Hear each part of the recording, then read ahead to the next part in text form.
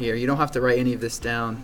By the way, the name of this lesson is Finding Circle Segments Using the Pythagorean Theorem. Okay.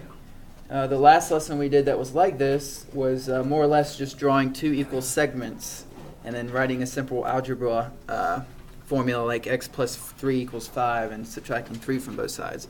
This one we're going to be tracing out a triangle for each of these. If you look at all these problems, they each have a kind of like a triangle inside the circle. Again, you don't have to write any of this down. We've already covered all this stuff. Most of you already know this. The diameter of a circle goes from one end to the other. The radius is half of that. And then a chord is just some random segment that connects any 2 points on the circumference. So for example, these would be examples of chords. They connect 2 points on the circumference of the circle. We talked about the chord bisector theorem. I'm not going to go into that, but basically when you have a chord and you have another chord that cuts it at 90 degrees, and those two segments end up equaling each other. So if this is a 90-degree angle on a circle and that's a chord, then those two segments must be equal. Makes these problems a lot easier, and it's going to come into play for this first example.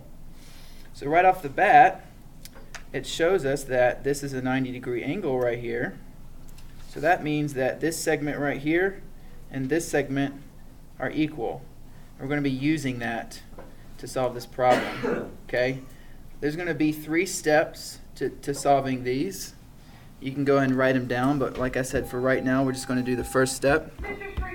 So let's read this first step together. It says, trace the triangle that includes the variable. Okay? Every single one of these problems, it has x for the variable. So when you trace out your triangle, and it's going to be a right triangle, by the way, when you trace that triangle out, it needs to include the variable. And as far as I know, there's only one way to do that for each of these problems.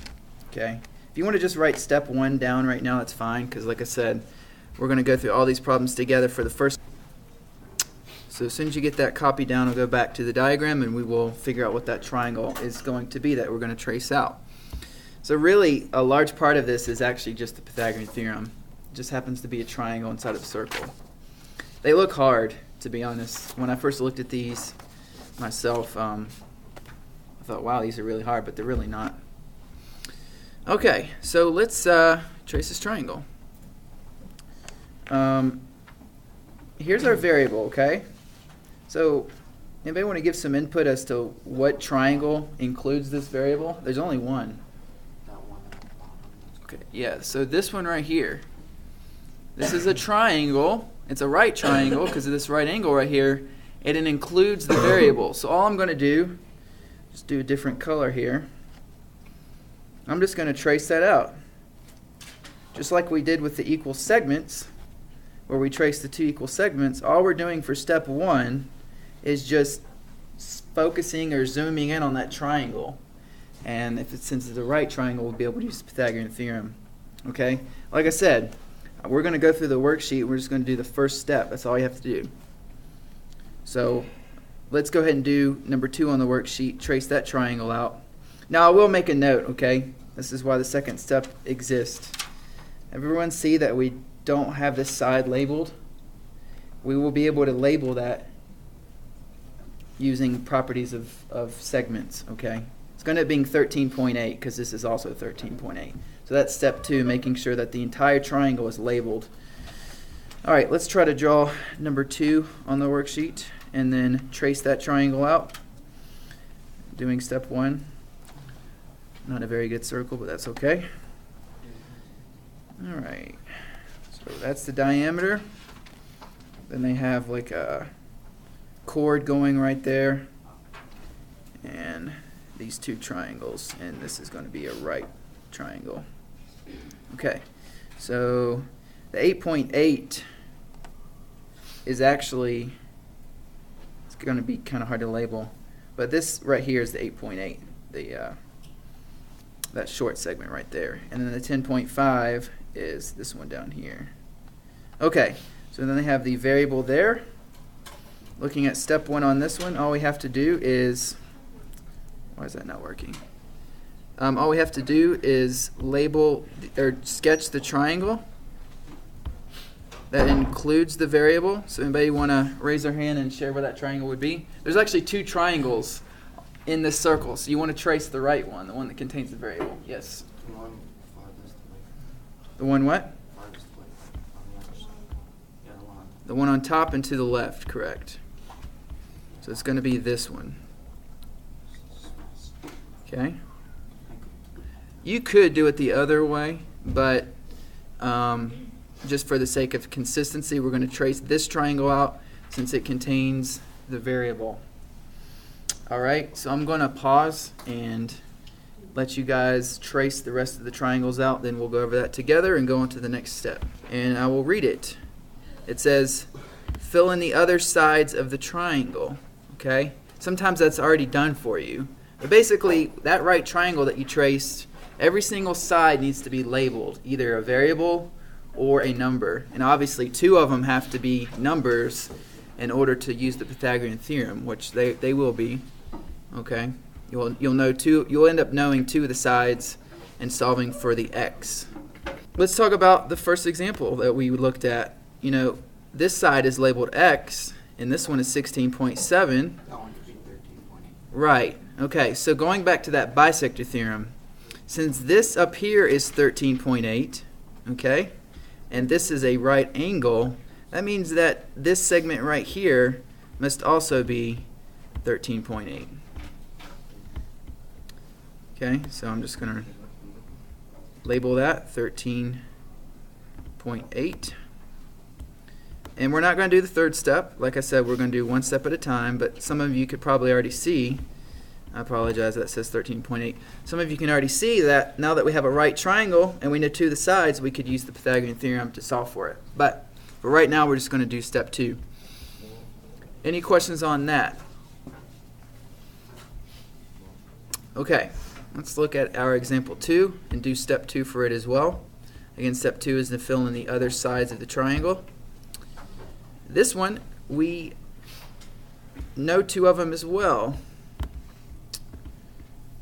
Okay, or they're labeled, two of them are labeled, sorry. This one's labeled x, and since this is the same over here, this is also 8.8. What would this segment be? 10.5, because again, this is a right angle, it's cut in half, and according to that bisector theorem, since this is 10.5, this must also be 10.5. So I'm just going to go ahead and label that 10.5. So I'll let you work on the other 8, making sure those triangles are labeled, and then we'll finish it off with the third step. Theorem is, I just said it before. Thank you. A squared plus b squared equals c squared. So going back to example 1, which one's A, which one's B, and which one's C? Anybody want to answer that? Yes. 13.8 is A. Yep. And then X is B. There you go. C is always the side opposite the right angle, so in this case 16.7 would be C.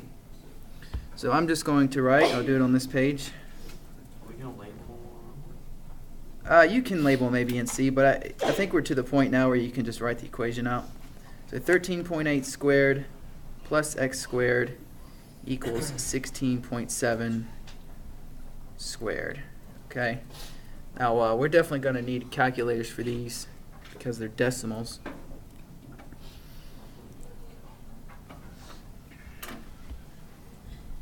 Okay, so we got 190.44 for 13.8 squared and then 278.89 for the other one. What's the next thing you would do? You subtract the 190.44 from both sides.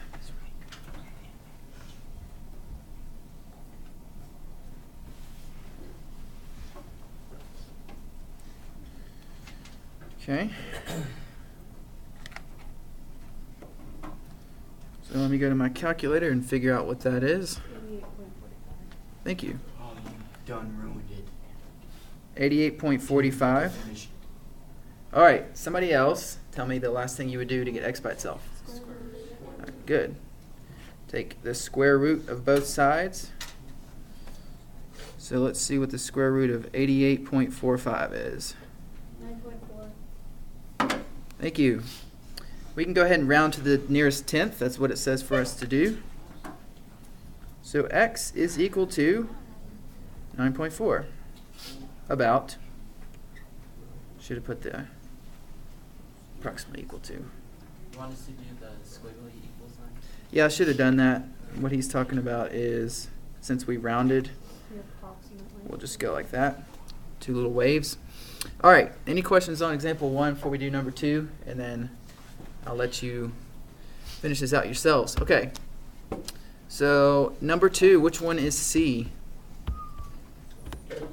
X, because it's the hypotenuse. A and B don't matter. You can make this A and this B or vice versa.